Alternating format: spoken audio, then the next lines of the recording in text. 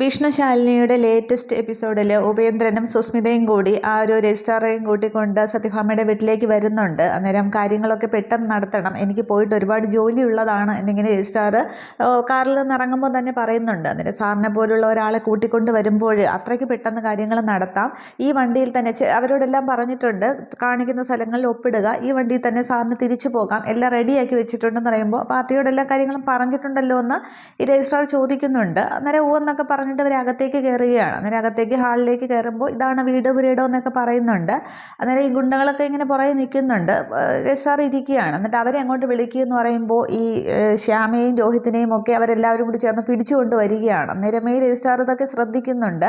അന്നേരം വിട് എന്ന് പറഞ്ഞിട്ട് ശ്യാമയും രോഹിത്തൊക്കെ മാറി നിൽക്കുന്നുണ്ട്. തുടർന്ന് പറയുകയാണ്, പിന്നെ മര്യാദയ്ക്ക് ഒപ്പിട്ടാൽ കാര്യങ്ങളൊക്കെ പെട്ടെന്ന് കഴിയും, അതുകൊണ്ട് പെട്ടെന്ന് ഒപ്പിട്ടാലങ്ങ് പോവാം എന്നിങ്ങനെ പറയുന്നുണ്ട്. പക്ഷേ ശ്യാമ പറയുകയാണ്, രോഹിത്തെ എന്ത് സംഭവിച്ചാലും നമുക്കിതിനു വേണ്ടി ചാവേണ്ടി വന്നാലും ഇതിലൊന്നും ഒപ്പിട്ട് കൊടുക്കരുത് എന്നിങ്ങനെ ശ്യാമ പറയുമ്പോൾ സുസ്മിതയ്ക്കാകപ്പാടെ ദേഷ്യം വരികയാണ്.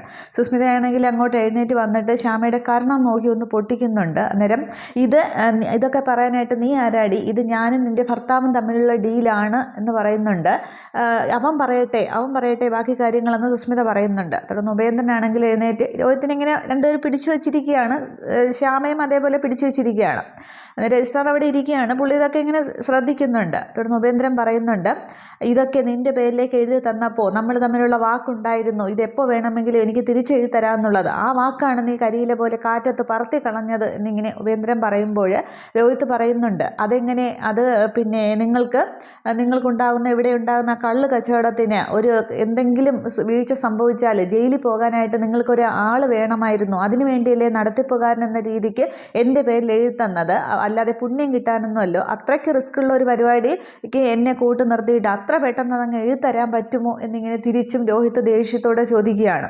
അന്നേരമാണെങ്കിൽ ഉപേന്ദ്രന് മിണ്ടാട്ടമില്ല. അന്നേരം ഈ രജിസ്ട്രാർ ചോദിക്കുന്നുണ്ട്, ഇവരെ ഇങ്ങനെയൊക്കെയാണോ ഭീഷണിപ്പെടുത്തിയൊക്കെയാണോ ഒപ്പിടാൻ പോയിക്കുന്നതെന്ന് ചോദിക്കുമ്പോൾ സാറൊന്നും മിണ്ടാതെ 2 മിനിറ്റ് അവിടെ പാട്ടും കേട്ടിരുന്നേ, ഇപ്പോൾ ഇവരെ കൊണ്ട് ഞാനിപ്പോൾ സമ്മതിപ്പിച്ച് തരാം എന്ന് പറയുകയാണ്. തുടർന്ന് ഉപേന്ദ്രനാണെങ്കിൽ പറയുന്നുണ്ട്, ഇവൻ്റെ നട്ടെല്ലാം അങ്ങോട്ട് തല്ലി പൊടിക്കടാ എന്ന് ആ ഒരു ഗുണ്ടയോട് പറയുമ്പോൾ അയാളാണെങ്കിൽ ഒരു കമ്പ് എടുത്തുകൊണ്ട് വരുന്നുണ്ട്. അന്നേരം രജിസ്ട്രാർ പറയുന്നുണ്ട്, നിങ്ങൾ എന്തായി കാണിക്കുന്നത്, ഇവരിവിടെ കിടന്ന് ചത്താൽ നമ്മളെല്ലാവരും തൂങ്ങും എന്നിങ്ങനെ പറയുമ്പോൾ നട്ടല് തകർന്ന് ആരും ഇന്നവരെ ചത്ത ചരിത്രമൊന്നും ഉണ്ടായിട്ടില്ല, ഇതുവരെ കൊണ്ട് ഒപ്പിടിപ്പിക്കുന്ന ആരും ഒന്ന് ചുമ്മാതെ അവിടെ ഇരുന്നേ എന്ന് പറയുന്നുണ്ട്. പക്ഷേ രജിസ്ട്രാർക്കാണെങ്കിൽ സമ്മതിക്കുന്നില്ല.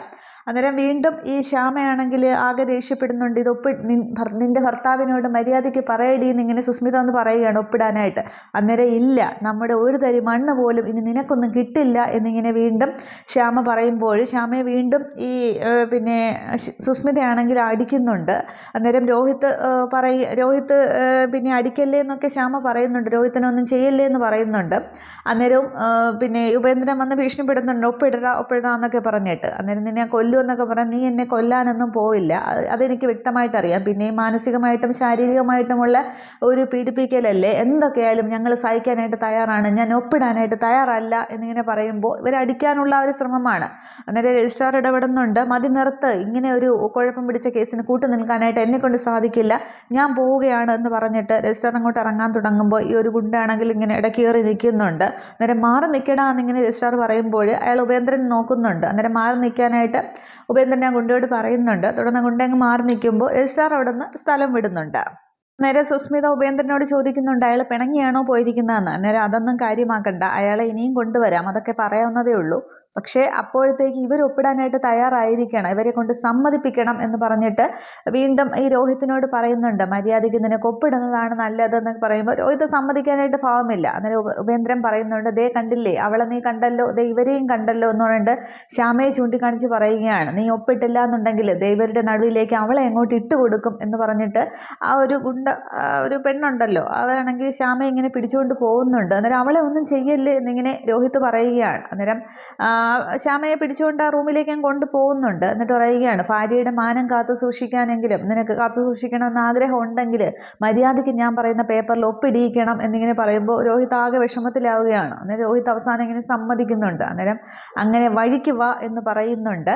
തുടർന്ന് രോഹിത്തിനെയും കൊണ്ടുപോകുന്നുണ്ട്. അവരൊന്നും ചെയ്യുന്നതൊന്നുമില്ല. പക്ഷേ ഇവിടെ ഉപേന്ദ്രൻ സുസ്മിത അവിടെ പരാജയപ്പെടുന്നുണ്ട്. ഇവരെ കൊണ്ട് എഴുതി വാങ്ങിക്കാനായിട്ട് കഴിയത്തുമില്ല. ഇനി ഒരിക്കലും രജിസ്ട്രാറെ കൊണ്ടുവരാനും പോകുന്നില്ല. അതിനു മുമ്പ് ഈ സ്വത്തുക്കളൊക്കെ എഴുതി മാറ്റപ്പെടും. അന്നേരം അവരെ അങ്ങ് കൊണ്ടുപോകുന്നുണ്ട്. അതിനുശേഷം ഉപേന്ദ്രൻ പറയുന്നുണ്ട്, രജിസ്ട്രാറെ ഒരു പ്രാവശ്യം കൂടി കൊണ്ടുവരാം, ഇവന് കാര്യങ്ങൾ പറഞ്ഞ് മനസ്സിലാക്കിയിട്ടുണ്ട്, പിന്നെ അതിനൊന്നും വേറെ പ്രശ്നമൊന്നുമില്ല, ഇതൊരു പാവം, ഇവനല്ല ഇവൻ്റെ അപ്പുറത്തവനെ കൊണ്ട് ഞാൻ ഒപ്പിടിപ്പിക്കും, അതാണ് ഈ ഉപേന്ദ്രൻ, ഒരു പാവം ഉപദ്രവകാരി എന്നിങ്ങനെ സുസ്മിതയോട് പറയുന്നുണ്ട്. അന്നേരം ആ ഒരു അടുത്ത പ്ലാൻ വിജയിക്കും എന്നുള്ള ഒരു ഉദ്ദേശത്തിലാണ് സുസ്മിതയും ഉപേന്ദ്രനും നിൽക്കുന്നതൊക്കെ. ഇതേ സമയം അവിടെ ശാലിനിയാണെങ്കിൽ ആ ഒരു മെൻ്റൽ ഹോസ്പിറ്റലിൽ അവരുടെ എല്ലാവരും ഒക്കെ വിളിച്ചനുസരിച്ചൊരു മീറ്റിങ്ങിന് പങ്കെടുക്കുന്നുണ്ട്. അതിനുശേഷം പുറത്തേക്ക് പോകാനായിട്ട് ഇറങ്ങുകയാണ്. അന്നേരം അവിടെയുള്ളവർ ശാലിനിക്ക് നന്ദിയൊക്കെ പറയുന്നുണ്ട്, ഇങ്ങനെ ഒരു മീറ്റിങ്ങിൽ വന്നതിനൊന്നൊക്കെ, ഇടയ്ക്കിടയ്ക്ക് ഞങ്ങളിങ്ങനെ ബുദ്ധിമുട്ടിപ്പിക്കും എന്നൊക്കെ പറയുമ്പോൾ ഇവിടെ ഇങ്ങനെ അലമുറയിട്ട് കരയുന്ന ആ ഭ്രാന്തികൾ കൂടുതൽ മയക്കുമരുന്നിനും ഒക്കെ അടിമപ്പെട്ട് വന്നവരാണ്. അപ്പോൾ അവരെ കൗൺസിൽ ചെയ്യുന്നതിനേക്കാളും അവരെ കുടുംബങ്ങളിൽ നിന്നാണ് തുടങ്ങേണ്ടത്.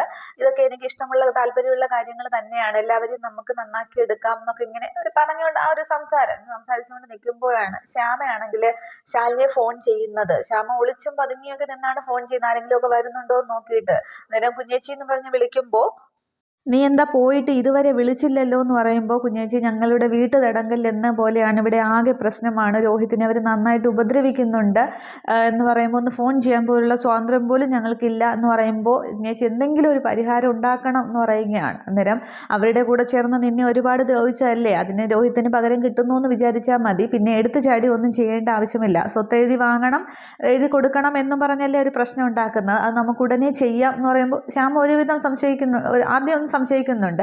എന്നിട്ട് പറയുകയാണ്, എടുത്ത് ചാടി ഒന്നും ചെയ്യേണ്ട, ഞാൻ ഒന്ന് ആലോചിക്കട്ടെ, പെട്ടെന്ന് ഞാൻ അതിനുള്ള പരിഹാരം കണ്ടെത്താം എന്ന് പറഞ്ഞ് ശ്യാമയെ സമാധാനിപ്പിക്കുകയാണ്. അന്നേരം ശാലിനി എന്തെങ്കിലും ഒരു പരിഹാരം കാണുമെന്നുള്ളത് ശ്യാമയ്ക്ക് വിശ്വാസമാവുന്നുണ്ട്. ആ ഒരു കരച്ചിലൊക്കെ ശ്യാമ നിർത്തിയിട്ട് ശരി കുഞ്ഞേച്ചി എന്ന് പറഞ്ഞിട്ട് ഫോൺ വയ്ക്കുന്നുണ്ട്.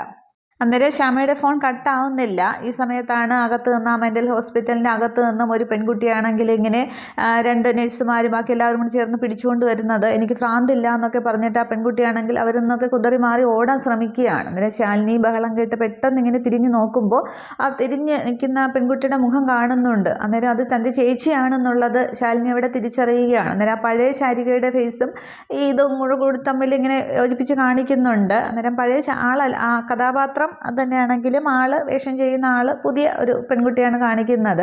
അന്നേരം ചേച്ചി എന്നിങ്ങനെ പെട്ടെന്ന് ശാലിനി പറയുന്നുണ്ട്. അന്നേരമാണെങ്കിൽ ശ്യാമയെ ഞാൻ തിരിച്ചു വിളിക്കാം എന്നിങ്ങനെ പറഞ്ഞിട്ട് ഫോണും കൊണ്ട് ശാലിനി പെട്ടെന്ന് ഓടി ചെല്ലുകയാണ്. അന്നേരം ചേച്ചി എന്താ ഇവിടെ എന്നിങ്ങനെ ചോദിക്കുമ്പോഴാണ് ശാരിക പെട്ടെന്ന് തിരിഞ്ഞു നോക്കുന്നത്. അന്നേരം അവരുടെ കൈ അങ്ങ് വിടിയിപ്പിച്ചിട്ട് മോളെ എന്നും പറഞ്ഞ് പെട്ടെന്ന് അങ്ങ് ശാലിനിയെ കെട്ടിപ്പിടിച്ച് കരയുകയാണ്. എനിക്ക് ഭ്രാന്തില്ല മോളെ, എനിക്ക് ഭ്രാന്തില്ല, എല്ലാവരും കൂടി എന്നെ ഭ്രാന്തിയാക്കുകയാണെന്ന് പറഞ്ഞ് ശാലിനിയും കെട്ടിപ്പിടിച്ച് കരച്ചിലും ബഹളവും ഒക്കെയാണ്. അന്നേരം ചേച്ചി ഇതൊക്കെ എന്താ എന്നൊക്കെ ഇങ്ങനെ ചോദിക്കുമ്പോൾ രാമേട്ടനും അനുപല്ലവിയും അവിടെയുള്ള ബാക്കി എല്ലാവരും ഒക്കെ ഇങ്ങനെ അന്തം വിട്ട് നോക്കി നിൽക്കുകയാണ്.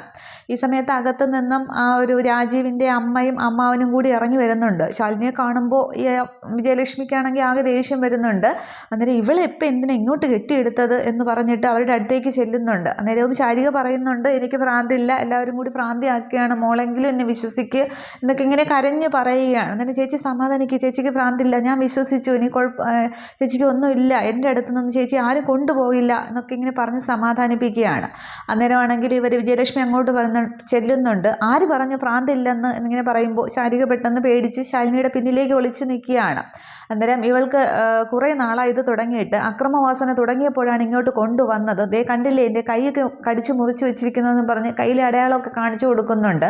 അമ്മാവനും ഇങ്ങനെ ആകെ ദേഷ്യത്തിൽ നിൽക്കുകയാണ്. തുടർന്ന് എൻ്റെ മകൻ രാജീവ് US-ലാണ്, സ്ഥലത്തില്ല, അവൻ വരുന്നതിന് മുമ്പ് ഇവരുടെ ഭ്രാന്ത് മാറ്റിയെടുക്കണം, അതിന് വേണ്ടിയിട്ടാണ് കൊണ്ടുവന്നത് എന്നൊക്കെ ഇങ്ങനെ പറയുമ്പോൾ ശാലിനി ഇങ്ങനെ ആകെ ദേഷ്യത്തോടെ നോക്കിക്കൊണ്ട് നിൽക്കുകയാണ്. എന്നിട്ട് പറയുന്നുണ്ട്, ഇപ്പോൾ എന്തായാലും ഞാനുണ്ടല്ലോ, അപ്പോൾ ചേച്ചിയുടെ കാര്യങ്ങൾ ഞാൻ നോക്കിക്കോളാം എന്നിങ്ങനെ പറയുന്നുണ്ട്. അന്നേരം ഞങ്ങൾ കുറേ അനുഭവിച്ചു എന്നൊക്കെ ഇങ്ങനെ വിജയലക്ഷ്മി പറയുകയാണ്. അന്നേരം നിങ്ങൾ കുറേ അനുഭവിച്ചെന്നല്ലേ പറഞ്ഞത്, ഇനി ഞങ്ങൾ എന്താണെന്ന് വെച്ചാൽ നോക്കിക്കോളാം, എന്തായാലും ഈ കാര്യങ്ങൾ ഇത്രയും വരെ എത്തിച്ചതിന് രണ്ടുപേർക്ക് നന്ദിയുണ്ട് എന്ന് പറഞ്ഞിട്ട് എന്തായാലും ഞാൻ ചേച്ചിയോട് കുറച്ച് കാര്യങ്ങൾ ചോദിക്കട്ടെ എന്നിങ്ങനെ പറയുകയാണ്. അത് കഴിഞ്ഞ് നിങ്ങളിവിടെ കാണണം എന്നിങ്ങനെ ശാലിനി ആ ഒരു അധികാരത്തിൻ്റെ പവറിലൊക്കെ പറയുമ്പോൾ വിജയലക്ഷ്മിക്കും അമ്മാവന് ചെറുതായിട്ട് പേടിയുണ്ട്.